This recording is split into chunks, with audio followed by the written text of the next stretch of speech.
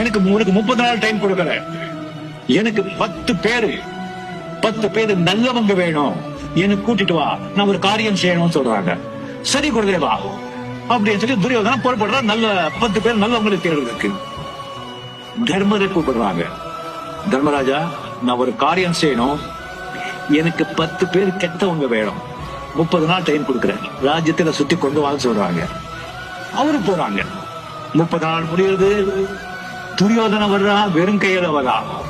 என்ன துரியோதன ஆச்சுன்னா, மன்னிச்சிருங்க குருதேவா, நான் உங்க ராஜ்யம் எல்லாம் தேடினேன், ஒருத்தன் கூட நல்லவன் கிடைக்கல, ஏதாவது ஒரு கெட்ட குணம் இருக்கு, அது என்ன காரியம் சொல்லுங்க, அதை நானே பண்ணி முடிச்சிடுறேன் சொல்றாங்க.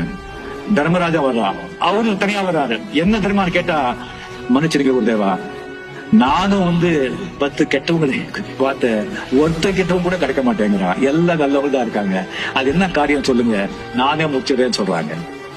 இதுல என்ன தெரியுதுன்னு சொன்னா, துரியோதன கெட்டவன், கெட்ட குணம் உள்ள, அதனால்தான் கெட்டவங்களை தேடுறான். அவனை பார்க்கறவங்க எல்லாம் கெட்ட குணங்களே கண்ணுக்கு தெரியுது.